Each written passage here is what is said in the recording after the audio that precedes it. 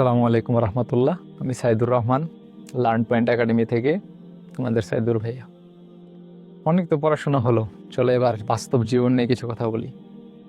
তোমাদেরকে একটি মজার গল্প বলি, যেটা তোমাদের বাস্তব জীবনের জন্য খুবই ইম্পর্টেন্ট। একবার একজন অনেক শৌখিন মানুষ, সে তার খামারের ভিতরে বা তার যে বাড়ি ছিল, সেই বাড়ির ভিতরে সে একটা সুন্দর খাঁচার ভিতরে 2-3টা টিয়া পাখি পালতো। তো এই টিয়া পাখিগুলা দেখতে মাশাআল্লাহ অনেক সুন্দর ছিল, এবং মালিকটা এত ভালো ছিল মাশাআল্লাহ, সে সব সময় টিয়া পাখিগুলোর জন্য খাবার নিয়ে আসতো। তারা কি খায়, তারা না খায়, তাদের শরীর কেমন আছে, তার আদৌ কি ঠিক আছে, তাদের শরীর কি এখনো ভালো আছে নাকি অসুস্থ, এই সব কিছুর খেয়াল রাখতো। এরকম দিন যত যায়, একদম ছোট থেকে লালন পালন করে সেই টিয়া পাখিগুলোকে সেই মালিক বড় করে। এই টিয়া পাখিগুলো যখন খিদা লাগে, তখনই মালিক খিদা বলার আগেই, তারা যখন ডাক দেওয়ার আগেই মালিক তাদের খাবার নিয়ে চলে আসে। এরকম খেতে খেতে মাশাআল্লাহ অনেক সুন্দরভাবে তাদের দিন কাটছিল। কিন্তু হঠাৎ একদিন বাইরে থেকে একটা শিয়াল আসার পরে ওই খাঁচার সামনে এসে কি বলল জানো? তোরা এই খাঁচার ভিতরে বন্দি আসোস, দেখ আমি কি স্বাধীন, আমি বাইরে ঘোরাফেরা করতেছি, আমাকে কেউ আটকায় না, আমি যা মন চায় তাই করতেছি, আমি এখান থেকে খাবার খাচ্ছি, ওখানে যাচ্ছি, বাইরের আকাশটা ঘুরে ফিরে দেখতেছি, বাইরের এই পরিবেশ কত সুন্দর, বাইরে কি আছে, গাছপালা, তারপরে পশু পাখি আমি দেখতেছি, পাশাপাশি এই বাতাস, হাওয়া বাতাস সবগুলো উপভোগ করতেছি। তোরা কি বাইরে আসতে চাস না? তোরা কি চাস না বাইরের দুনিয়াটা দেখতে? এই টিয়া পাখিগুলোর মধ্যে একটা টিয়া পাখি বলল, না, তুই শিয়ালের কথা শুনিস না, কারণ আমাদের যে মালিক, সে তো আমাদের কোনো সময় আমাদেরকে কি করবে না, খারাপ দিকে রাখবে না। সে সবসময় আমাদেরকে ভালোর জন্য আমাদেরকে বন্দি রাখছে।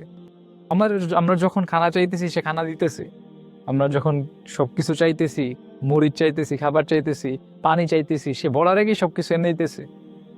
হয়তো কোন একটা কারণ আছে, যে কারণে সে আমাদেরকে এই খাঁচার ভিতরে রাখছে। কিন্তু ওই যে থাকে না অতি বুদ্ধিমান যারা, তো ওই টিয়া পাখিগুলোর মধ্যে 2টা টিয়া পাখি ছিল অতি বুদ্ধিমান। তারা চিন্তা করলো, না, আমরা তো এখানে বন্দি থাকবো না, আমাদেরকে কেন আটকে রাখবে, আমরা বাইরের দুনিয়া দেখতে চাই, আমরা বাইরের খাবার খেতে চাই, বাইরের হাওয়া বাতাস খেতে চাই। শিয়াল তো ঠিকই বলছে, আমরা বাইরে থেকে এখান থেকে বাইরে হতে চাই। তারপরে ওই যে টিয়া পাখিটা ছিল, সে ওয়ার্নিং দিল, কিন্তু না, সে ওয়ার্নিংও শুনবে না।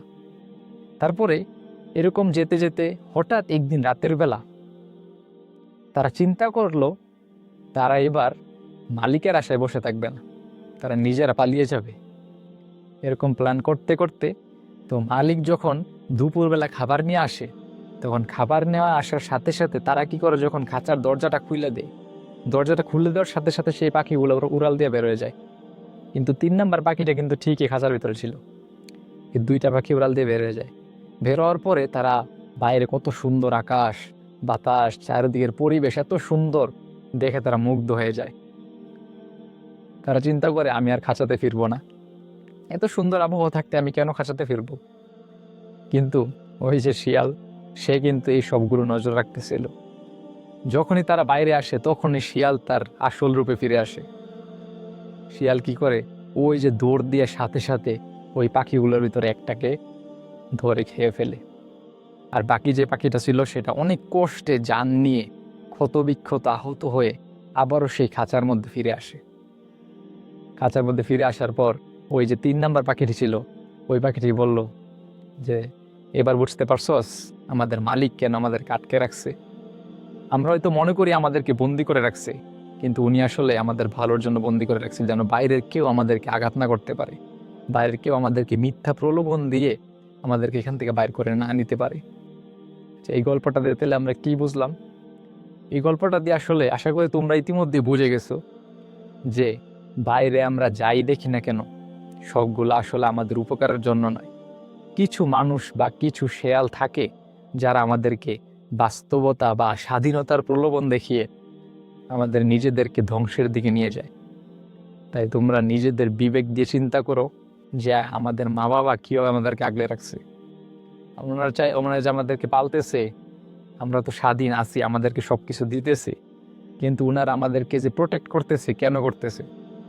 বাইরে থেকে যখনই একটা শিয়াল তোমাকে প্রলোভন দেখাবে যে চলো আমরা বাইরের আকাশ ঘুরে দেখে আসি, তখনই তার কথায় ভুলে যেও না। আশা করি ভালো থাকবে আর কথাগুলো মনে রাখবে। আল্লাহ হাফেজ, ভালো থেকো। আসসালামু আলাইকুম।